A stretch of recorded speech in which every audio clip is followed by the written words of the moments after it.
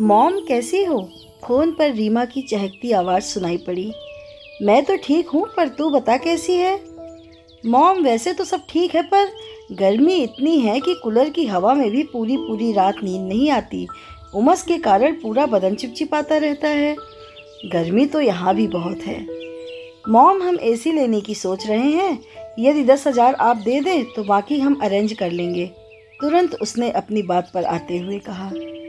बेटी तुम तो जानती ही हो कि अभी तुम्हारे विवाह पर इतना खर्चा हुआ है, लोन लिया है, उसे चुकाना है, ऊपर से सीमा की पढ़ाई का खर्च है। ठीक है, तुम्हारे डैडी से बात करूँगी। कविता ने बात वहीं समाप्त करने की गर्ज से कहा, क्योंकि अगर वह ऐसा नहीं करती तो वह फ़ोन पर ही वाद विवाद करने लगती। ठीक है मॉम, शाम को फिर बात करूँगी, लेकिन डैडी से पूछ जरूर लेना। रीमा ने तुरंत उत्तर दिया। रीमा ने फ़ोन रख दिया था। एक बार फिर कविता की आंखों में सोनापन उतर आया। क्या हो गया है इस लड़की को, जो विवाह तय होते ही इतना बदल गई? लगभग आवश्यकता की हर वस्तु उन्होंने इसको दी है, और अब एसी की डिमांड। क्या उसे इतना भी एहसास नहीं है कि उसके माता पिता उसके विवाह में इतना खर्चा कहाँ से कर पाए हैं? यह सच है कि आज नई पीढ़ी की सोच में काफ़ी परिवर्तन आया है। पुरानी पीढ़ी के विपरीत नई पीढ़ी अब भविष्य के नाम पर वर्तमान को कष्ट में नहीं बिताना चाहती। आज उसे पूरी गृहस्थी सजी सजाई चाहिए। शायद आज की पीढ़ी में धैर्य नाम की चीज़ ही नहीं बची है। इसमें बच्चों की भी कोई गलती नहीं है। माता पिता ही बचपन से बच्चों की हर इच्छा को पूरी करते हुए यह नहीं सोचते कि जीवन में जहाँ फूल हैं वहाँ कांटे भी होंगे। एक दिन जब उन्हें अपनी ज़िंदगी शुरू करनी पड़ेगी, तब क्या वे इन कांटों को सह पाएंगे? सोचते हुए कविता ने एक लंबी सांस ली। विनीत ऑफिस तथा सीमा कॉलेज जा चुकी थी। करने को कुछ नहीं था, अतः वह सदा की तरह बालकनी में पड़ी कुर्सी पर आकर बैठ गई। उसका सारा समय यहीं व्यतीत होता है। वह यहीं बैठकर अखबार पढ़ने के साथ सिलाई, बुनाई, कढ़ाई तथा क्रोशिये का काम भी किया करती है। अपनी बनाई चीज़ों से घर को सजाना उसकी हॉबी है। सामने पार्क है। हरियाली तो मन मोहती ही है। पार्क की चहल पहल में वह न केवल अपनी सारी परेशानियां भूल जाया करती है, वरन अकेलापन भी नहीं महसूस होता है तथा काम भी हो जाता है। पर आज कुछ भी करने का मन नहीं कर रहा था। टेबल पर रखा अखबार उठाकर पढ़ना चाहा, पर रोज़ की वही मार काट तथा उठापटक वाली राजनीति से भरे अखबार में भी उसका मन नहीं लगा। स्वयं को तनाव मुक्त करने के प्रयत्न में वह कुर्सी पर अधलेटी मुद्रा में लेट गई। न चाहते हुए भी अतीत और वर्तमान की किताब के पन्ने बार बार उनकी आंखों के सामने उड़ उड़कर उसे बेचैन करने लगे। रीमा और सीमा उसकी दो बेटियां हैं। प्रारंभ से ही वह उनकी हर इच्छा पूरी करने का प्रयत्न करती रही है, चाहे स्कूल द्वारा आयोजित पिकनिक हो या एजुकेशन टूर के नाम पर बने देश भ्रमण के टूर। उसने उन पर कभी कोई पाबंदी नहीं लगाई। यहाँ तक कि उनकी हर इच्छा पूर्ति हेतु उन्हें अपनी अनेक आवश्यकताओं में कटौती करनी पड़ी, पर फिर भी अफसोस नहीं हुआ।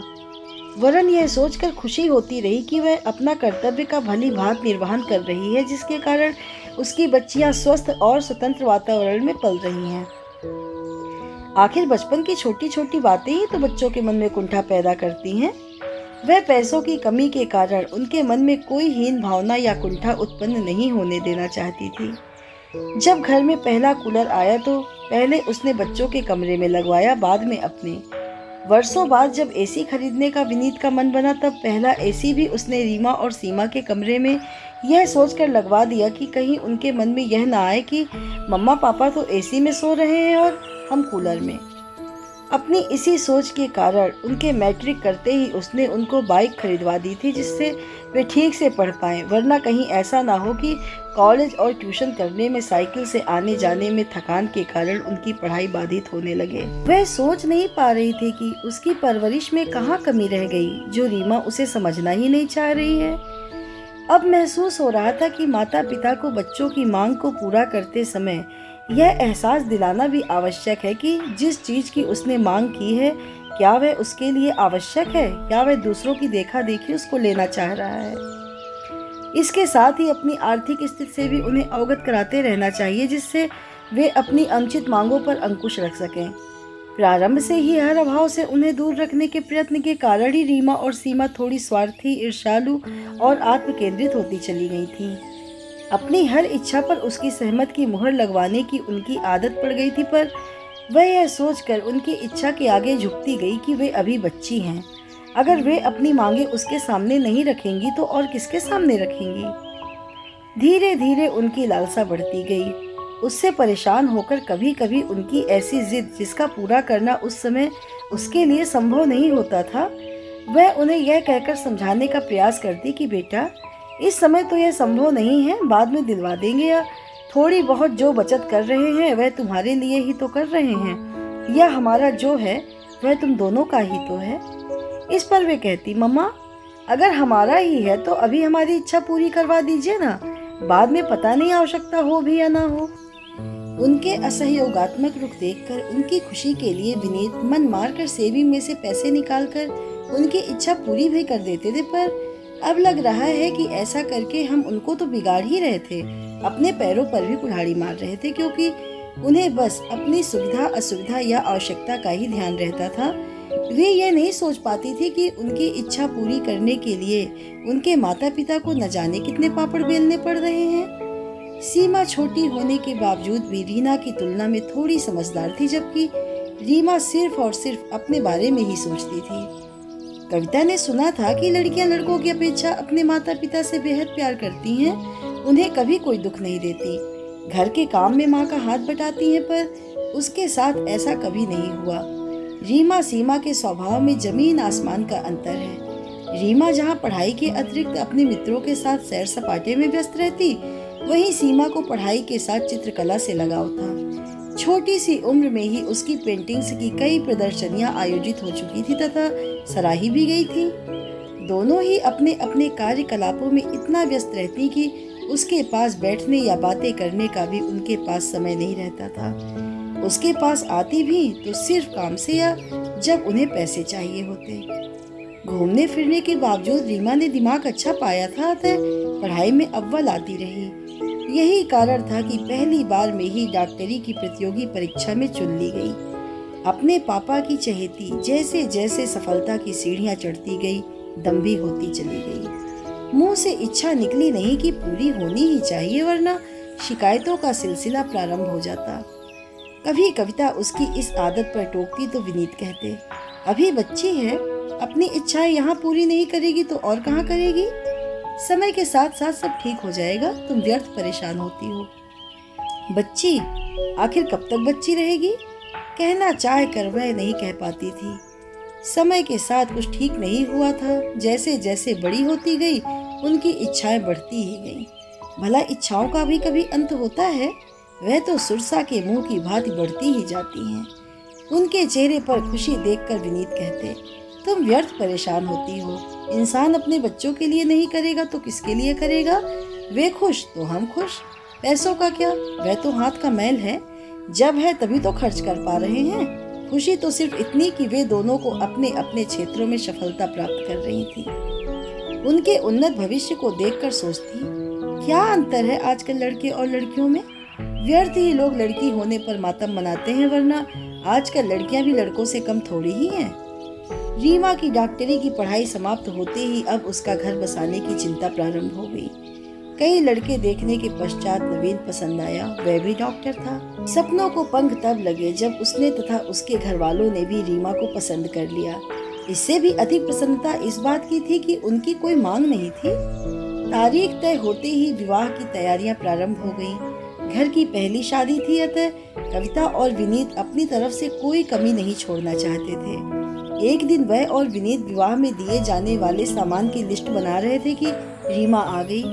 लिस्ट देखकर बोली, डैड, आपने इसमें माइक्रोवेव तो लिखा ही नहीं है। हाँ, 56 इंच वाला स्मार्ट टीवी ही दीजिएगा, वरना उसके बिना मजा नहीं आएगा। पलंग, ड्रेसिंग टेबल, अलमारी, सोफा, डाइनिंग टेबल तो देंगे ही। अब रीमा का सारा समय फरमाइशों और शॉपिंग में व्यतीत होने लगा। विवाह का जोड़ा उसने 50,000 का पसंद किया। गहने और सामान तो ठीक है, पर पूरी जिंदगी में 4-5 बार से अधिक न पहने जाने वाले लहंगे पर इतना पैसा खर्च करना कविता के संस्कारी मन को चुभा। न चाहते हुए भी कविता के मुंह से निकल ही गया, बेटा लहंगा कुछ ज्यादा ही महंगा नहीं है, कोई दूसरा देख ले। तुम भी माँ, विवाह आखिर एक बार ही तो होता है, मुझे तो यही पसंद है। देखो पिंक शिफॉन के इस लहंगे में कितना जेनुइन जरदोजी वर्क किया गया है। विवाह के जोड़े के पश्चात साड़ियाँ भी उसने महंगी ही पसंद की। 21 साड़ियाँ देने की बात कही तो पहले वह तुमकी, फिर यह कहते हुए मान गई कि तुम ठीक कहती हो माँ, साड़ियाँ तो कभी कभी ही पहनूंगी। अस्पताल जाने के लिए तो सलवार कुर्ता या जीन्स टॉप ही चाहिए। इतने सलवार सूट तो है ही तुम्हारे पास, वही ले जाना, कविता ने कहा। मम्मा ये सब तो पुराने हैं, पहली बार पुराने सूट लेकर जाऊंगी तो लोग क्या कहेंगे, उन्हें बाद में ले जाऊंगी। बात तो उसकी ठीक ही थी। अतः उसने कई जोड़ी मनपसंद सलवार सूट भी खरीदे। उसके बाद मैचिंग चूड़ियाँ, बिंदी, लिपस्टिक, नेल पॉलिश, पर्स और चप्पलों का दौर प्रारंभ हुआ। जेवर, घर का फर्नीचर भी उसने अपनी पसंद का लिया। कविता को लग रहा था कि कितना अंतर आ गया है आजकल और कल में। एक उनका समय था जब विवाह में लेन देन की बात उठते ही लड़कियां उठकर चली जाती थी, लेकिन आजकल वे इसमें खुलकर हिस्सा ही नहीं लेती, वरन अपनी पसंद और नापसंद का इजहार करते हुए लिस्ट में फेरबदल भी करवाने में भी पीछे नहीं हिचकती। वह समझ नहीं पा रही थी कि यह उनकी जागरूकता है या लोलुपता। रीमा की फरमाइशों को सुनकर विनीत भी तनाव में आने लगे थे। यद्यपि उन्होंने अत्यंत योजनाबद्ध रूप में प्लानिंग की थी, पर रीमा की डॉक्टरी की पढ़ाई में काफी खर्चा हो गया था तथा इसी बीच सीमा के इंजीनियरिंग में आने के कारण उसकी फीस के साथ हॉस्टल का खर्चा भी देना पड़ रहा था, जिसके कारण उनकी कुछ भी बचत नहीं हो पा रही थी। अब विवाह के लिए उनको पीएफ से रकम निकलवाने के अतिरिक्त बैंक से भी लोन लेना पड़ रहा था। रीमा के विवाह पर होते खर्च को देखकर कविता को महसूस हो रहा था कि लोग सच ही कहते हैं कि लड़के लड़की में अंतर होता है। लड़की की पढ़ाई में तो खर्चा होता ही है, विवाह में भी खर्चा करना ही पड़ता है। लड़के के विवाह में खर्च किया पैसा घर में ही रह जाता है, जबकि लड़की के विवाह में भरा घर भी खाली हो जाता है। शायद इसीलिए लड़की के होने पर मातम मनाया जाता रहा है। अचानक उसे स्वयं अपने विचारों पर वितृष्णा हो आई। किस जमाने की बात सोच रही है वह? जो कुछ दे रही है रीमा के सुख के लिए ही तो दे रही है, फिर अफसोस क्यों? बार बार मन को समझाती पर फिर भी न जाने क्यों रीमा की नित नई फरमाइश सुनकर मन बिदक उठता। कैसी लड़की है यह जो सिर्फ अपने बारे में सोच रही है? उसे इस बात का एहसास क्यों नहीं है कि उसके पिता विवाह के लिए इतनी बड़ी रकम कहाँ से जुटा पा रहे हैं? पैसे कोई पेड़ पर तो उगते नहीं है कि जितने चाहो तोड़ लो। उसकी नित नई फरमाइश सुनकर एक दिन सीमा भी बोल उठी, दीदी ने तो ऐसी लूट मचा रखी है मानो फिर कभी कुछ मिले या ना मिले। उस समय उसने सीमा को टोक दिया था, पर उसने जो कहा वही तो उसके मन में भी चल रहा था। तो क्या आज लड़कियां स्वयं भी दहेज चाहने लगी हैं? बार बार यह प्रश्न उसके मन मस्तिष्क को मथने लगा था। शायद आज का युवा वर्ग अपनी गृहस्थी को तिनका तिनका जोड़कर सजाने में विश्वास नहीं रखता। यही कारण है कि आज के लड़के वाले दहेज मांगे या न मांगे, वरन लड़कियां ही दहेज में ऐशो आराम के सारे साधन चाहती हैं। दहेज को सदा सके लिए सामाजिक बुराई, समाज की रग रग में व्याप्त कोड़ के रूप में देखा जाता रहा है, जिसकी बलवेदी पर न जाने कितनी कन्याओं को अपनी जान गंवानी पड़ी है। जिसे रोकने के लिए दहेज विरोधी कानून भी बनाए गए, पर क्या इससे मुक्ति मिल पाई है? मुक्ति मिल पाना तो दूर, यह समाज में ऐसा घुल मिल गया है कि इसे अब संभ्रांत तबकों में पुत्री की गृहस्थी बसाने का सर्वसुलभ सर्वसम्मत उपाय मान लिया गया है। समझदार लोग अब इस बारे में अपने मुंह से कुछ नहीं कहते, क्योंकि उन्हें पता है कि पुत्री के समझदार माता पिता बिन मांगे ही अपनी पुत्री को वह सब देंगे जिसकी उसे आवश्यकता है। शायद यही कारण है कि रीमा के ससुराल वालों ने इस संदर्भ में उनसे कुछ नहीं कहा, पर रीमा, उनकी अपनी बेटी का व्यवहार देखकर कविता को लग रहा था कि कहीं दहेज युवा पीढ़ी की परिवर्तित सोच के कारण सामाजिक मान्यता न प्राप्त कर ले। विवाह का दिन भी आ गया।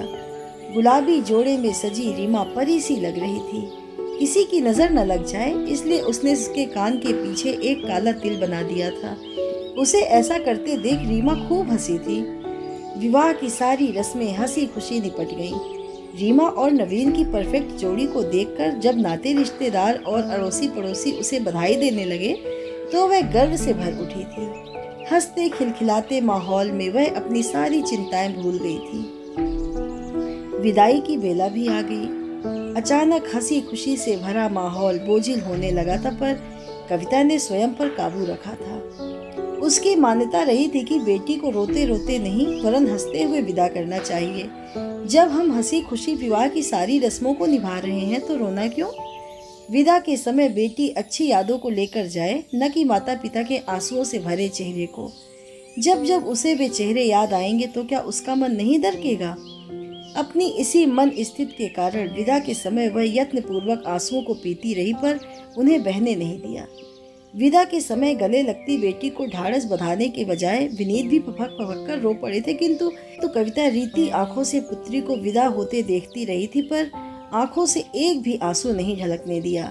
बस हौले से उसे गले लगाकर उसके आंसू पोंछते हुए कहा, बेटा अपने नए घर में आंसुओं के साथ नहीं वरन खुशी खुशी जाओ।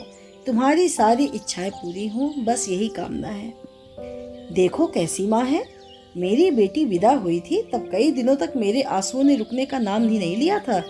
उसे बेटी को ऐसे विदा करते देखकर उसकी पड़ोसन ने कहा, हाँ दीदी, पत्थर दिल है। सबकी आंखों से आंसू निकल रहे हैं और एक यह है बुत बनी खड़ी है। दूसरी आवाज आई। कविता का मन किया कि एक बार पलट कर देखे, पर मन पर काबू रख लिया, क्योंकि आखिर क्यों रोए। जब जब खुशी खुशी उसने अपनी पुत्री के लिए घर भर ढूंढा है, रोकर खुशी के माहौल को गमगीन बनाना क्या उचित है? पर सदियों पुराने रीत रिवाज केवल उसके चाहने से तो बदल नहीं सकते। अतः उनके वाक्य सुनकर भी चुप लगा गई। उसे चुप देखकर बात संभाली थी उसकी ननद नंदिता ने, जिसने उन्हें रोटोकते हुए कहा था, आप भी कैसी बातें कर रही हैं? बेटी के वियोग में भाभी के आंसू सूख गए हैं। दुख में कभी आंसू बह निकलते हैं तो कभी सूख जाते हैं। फिर कविता की ओर मुखातिब होकर उसको अपने अंक में समेटते हुए कहा था, भाभी रीना दूर थोड़ी ही गई है, जब चाहे मिल लेना। सूनी आंखों से वह नंदिता की ओर देखती रह गई थी, मानो कहना चाह रही हो, क्या अन्य रस्मों की तरह यह रस्म निभाना भी जरूरी है? वह खुशी खुशी अपनी बेटी को विदा कर रही है तो उसमें कौन सा गुनाह हो गया? खुद रोकर बेटी को भी रुलाना, उसे एहसास दिलाना कि वह आज से उनके लिए पराई हो गई है, क्या उचित है? उसकी बेटी आज भी उसके लिए उतनी ही अपनी है जितनी विवाह के पहले थी। तभी तो उसने और विनीत ने उसे हर सुख सुविधा की चीज दी है। 6 महीने हो गए थे रीमा के विवाह को। उसके चेहरे पर खुशी देख वह अभिभूत हो उठती थी। नवीन उसका बेहद ख्याल रखता था। ससुराल भी अच्छी और संपन्न थी, पर वह जब भी आती डेकोरेशन की, किचन की या कोई भी मनपसंद चीज यह कहकर ले जाती कि मम्मा मेरे पास नहीं है, क्या मैं ले जाऊं? भला उसके आग्रह को वह कैसे नकार पाती? भले ही बाद में उस चीज की वजह से उसे परेशानी हुई हो, पर बच्चों की खुशी के आगे माता पिता को अपनी हर परेशानी बेमानी लगती है। ऐसा नहीं है कि वे ये चीजें खरीद नहीं सकती थी। अभी कुछ दिन पूर्व उसने 70 लाख का 3 बेडरूम का फ्लैट बुक करवाया था। अपना एक अलग नर्सिंग होम खोलने की भी प्लानिंग चल रही थी, पर फिर भी छोटी छोटी चीजें मांगना या ले जाना उसकी आदत सी बन गई थी। विवाह के कुछ दिन पश्चात रीमा आई। उस समय सीमा भी आई हुई थी। दोनों बहनों को एक साथ हंसते खिलखिलाते देख वह भी बेहद प्रसन्नता का अनुभव कर रही थी। जब वह जाने लगी तब उसने ड्राइंग रूम में रखे सिरेमिक के फ्लावर पॉट को देखकर कहा, मम्मा यह मुझे बहुत अच्छा लगता है। मेरे पास कोई फ्लावर पॉट नहीं है, क्या मैं इसे ले जाऊं? अगर तुम्हें पसंद है तो ले जाओ, कहकर उसने उसे फ्लावर पॉट ले जाने की इजाजत दे दी थी। उसके जाने के पश्चात सीमा ने क्रोधित होकर कहा था, मम्मा दीदी की यही आदत अच्छी नहीं लगती। फ्लावर पॉट वह स्वयं भी तो खरीद सकती थी, ले जाने की क्या आवश्यकता थी? तेरी बड़ी बहन है, विवाह हो गया तो इसका यह मतलब तो नहीं कि उसका इस घर पर अधिकार ही नहीं रहा। कहते हुए उसने सीमा को समझाने का प्रयत्न किया था, और अब यह फोन। वह समझ नहीं पा रही थी कि उसकी बेटी रीमा को हो क्या गया है। उसका अपना खून होते हुए भी वह उनकी परेशानी, उनकी समस्याओं को समझ क्यों नहीं पा रही है। सीमा की पढ़ाई का खर्चा है। 3-4 वर्ष पश्चात उन्हें सीमा का विवाह भी करना है।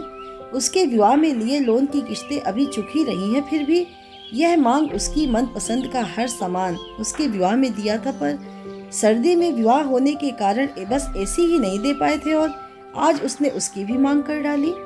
दरक गया था कुछ मन में। डोर बेल ने उसकी विचार तंद्रा को भंग कर दिया। दरवाजा खोला तो सामने उसकी पड़ोसन अंजलि थी। आते ही उसने कहा, मन बहुत परेशान था इसलिए तेरे पास चली आई। क्या बात है? अपनी परेशानियों को परे ढकेलते हुए उसने प्रश्न किया। कविता, क्या बताऊं, समझ में नहीं आ रहा है कहूं या ना कहूं। ऐसी क्या बात है? पड़ोसन और अच्छे मित्र होने के कारण अगर हम आपस में अपनी बात शेयर नहीं करेंगे तो समाधान कैसे कर पाएंगे? तू सच कह रही है कविता। अब बता भी कि बात क्या है। तू तो जानती ही है, पल्लव का अभी पिछले वर्ष ही विवाह किया है, वह भी बिना दहेज के। पल्लव और संजना दोनों ही अच्छा कमा रहे हैं, लाखों का पैकेज है दोनों का, पर जब देखो भिखमंगों की तरह हाथ ही फैलाए रहते हैं। उन्हें घर खरीदना है, उसके लिए उन्हें डिपॉजिट के लिए 10 लाख चाहिए। अभी 6 महीने पूर्व ही कार के लिए 2 लाख दे चुके हैं। हमने तो कभी किसी से नहीं मांगा। जब पैसा बचा आवश्यकता का सामान खरीद लिया। कविता, पल्लव को यह भी नहीं लगता है कि 2-4 वर्ष पश्चात वनिता का विवाह भी करना है। अगर उसकी ऐसी ही डिमांड रही तो कैसे कर पाएंगे वनिता का विवाह? उनके खर्चों में कहीं कोई कमी नहीं है। अभी पिछले महीने ही उसके पास 10 दिन रहकर आए हैं। हर दूसरे दिन बाहर खाना, ब्रांडेड कपड़े, फ्रिज भरा पड़ा है तरह तरह के फ्रोजन फूड से। हमने कहा फ्रेश खाना सेहत के लिए अच्छा होता है, तो पल्लव ने कहा मम्मा, संजना को फुर्सत ही कहाँ मिलती है खाना बनाने की, अतः अगर कभी अवसर मिला तो कुछ बना लिया, वरना इनसे काम चला लेते हैं, नहीं तो बाहर से मंगा लेते हैं। पता नहीं क्या हो गया है नई पीढ़ी को, काम ही नहीं करना चाहती। हमारी पीढ़ी में भी तो औरतें काम करती थी, पर इनके जैसी नहीं थकती थी। अंजलि, गलती उनकी नहीं हमारी है, शून्य में निहारते हुए कविता ने कहा। जिस समस्या से वह परेशान थी, ठीक उसी तरह की समस्या से अंजलि घिरी हुई थी। क्या कह रही है कविता? हम दोषी हैं, पर कैसे? हम बच्चों को अच्छे संस्कार नहीं दे पाए, उन्हें आत्मनिर्भर बनने के लिए प्रेरित नहीं किया। हमने उन्हें जीवन की कटु सच्चाइयों से दूर रखा। सच तो यह है अंजलि, पुत्र हो या पुत्री, जब वे अपने पैरों पर खड़े हो जाएं तो उन्हें यह एहसास दिलाना आवश्यक है कि अब वे अपनी छोटी मोटी आवश्यकताओं से स्वयं निपटे, न कि हर बार अपने माता पिता की ओर देखें, वरना वह कभी आत्मनिर्भर नहीं बन पाएंगे। कविता, अगर हम ऐसा करेंगे तो क्या हम स्वार्थी होने का आरोप नहीं लगेगा? कहीं उनके मन मस्तिष्क में यह बात तो नहीं बैठ जाएगी कि हमारी आवश्यकता के समय हमारे माता पिता ने हमारी सहायता नहीं की, फिर हम उनकी आवश्यकता के समय उनका साथ क्यों दें? तुम्हारा कहना सत्य हो सकता है, शायद वह हमारी इसी मानसिकता का फायदा उठाते हैं, पर आखिर कब तक हम उनकी मांगों के सम्मुख झुकते रहेंगे? आखिर उन्हें भी हमारी मजबूरियों और परेशानियों को समझना होगा। तुम ठीक कह रही हो कविता, मैं आज ही विजय से बात करती हूँ। अगर पल्लव को समझा पाए, घर इतना आवश्यक भी नहीं है, 1-2 वर्ष पश्चात भी ले सकता है। अंजलि कहकर चली गई। कविता ने सोच लिया था कि वह रीमा की इस मांग के बारे में विनीत को कुछ नहीं बताएगी, स्वयं ही कोई ना कोई रास्ता निकालेगी। दूसरे दिन विनीत को ऑफिस भेजकर निपटी हुई थी कि फिर रीमा का फोन आया। मम्मा, क्या तुमने डैड से पूछा? बेटी, तुम तो हमारे घर की स्थिति से भली भांति परिचित हो।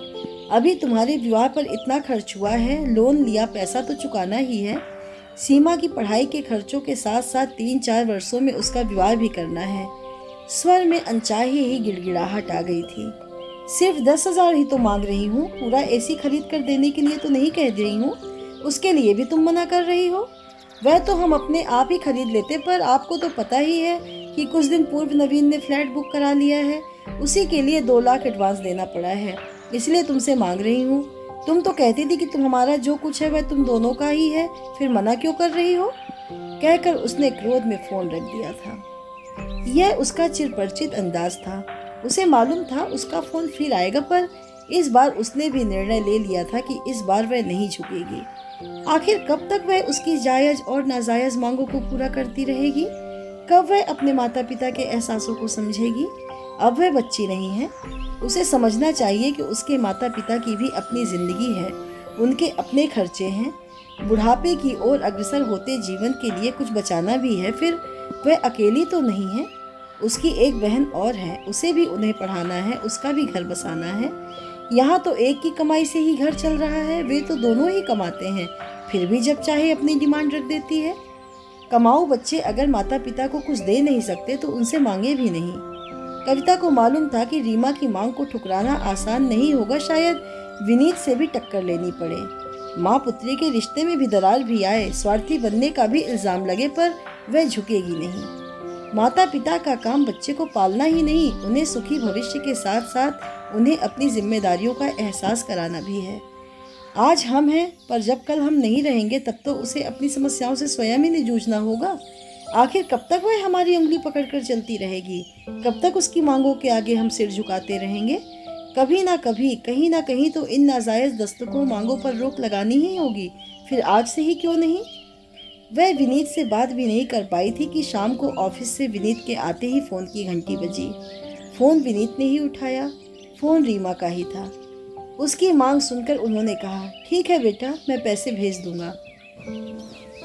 कविता के पूछने पर विनीत ने रीमा की कही बात बताई तो कविता ने कड़ा रुख अपनाते हुए अपनी बात रखी। उसकी बात सुनकर विनीत ने सहज स्वर में कहा, कविता, रीमा हमारी बच्ची है, हमसे कुछ मांग रही है तो मना करना उचित नहीं है। वैसे भी अगले माह उसका जन्मदिन है, उस पर कुछ उपहार तो दोगी ही, यही सही। वैसे भी इसी महीने मेरी एक NSC मैच्योर हो रही है, करीब 50,000 के करीब मिलेंगे। पहले सोच रहा था कि उनको फिक्स डिपॉजिट में डाल दूंगा, सीमा के विवाह के वक्त काम आएंगे, अब 25,000 डालूंगा। कहते हुए विनीत के चेहरे पर अजीब सी खामोशी छा गई थी। वह चुपचाप फ्रेश होने चले गए। विनीत की पेशकश सुनकर कविता चाह कर भी कुछ नहीं कह पाई, पर विनीत के चेहरे पर छाया दर्द उसे इतना अवश्य एहसास करा रहा था कि कुछ को छोड़ दे तो आज की पीढ़ी ज़रूरत से ज़्यादा स्वार्थी और लालची होती जा रही है। अपनी कमाई तो क्लब, होटलों और पिक्चरों, डिज़ाइनर कपड़ों में खर्च करके जीवन का एक एक पल एंजॉय करना चाहती है, पर बूढ़े होते माता पिता की इन्हें कोई चिंता ही नहीं है। आज के इस यथार्थ से जूझती कविता को दुख तो इस बात का था कि यह लड़के तो लड़के, आज लड़कियां भी माता पिता से रुपए ऐंठने में पीछे नहीं हैं। तभी तो उनकी मांगे नित नई सुरसा के मुंह की तरह बढ़ती ही जा रही हैं। सिर्फ उसकी ही नहीं, उसकी सखियों अंजलि के साथ नीना, बबीता, करुणा, अंजना की भी अपने बेटे बेटियों से यही शिकायत है। नीना की पहली बेटी पल्लवी का विवाह रीमा के विवाह के 15 दिन पश्चात हुआ था। वह भी अपनी बेटी की नित नई मांगों से परेशान है। एक ही प्रश्न उसके दिल और दिमाग को बार बार मथ रहा था। दहेज जो कल तक सामाजिक बुराई थी, कहीं आज मान्यता तो प्राप्त नहीं करता जा रहा, या जीने के मापदंड ही बदल गए हैं। पर इसमें दोष किसका है? अंतर्मन ने टोका। दोष बच्चों का ही है, वे ही स्वार्थी होते जा रहे हैं। पर क्यों?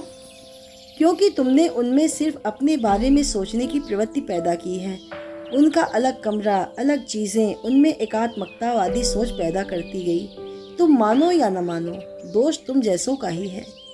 शायद तुम ठीक कह रही हो, बच्चों में कुंठा न पनपे, हीन भावना न आए, इसीलिए हम बच्चों की जायज़ और नाजायज़ मांगे पूरी करते जाते हैं। जब अति होने लगती है तब हम बच्चों को दोष देने लगते हैं। वास्तव में दोषी हम ही हैं, हमारी परवरिश है।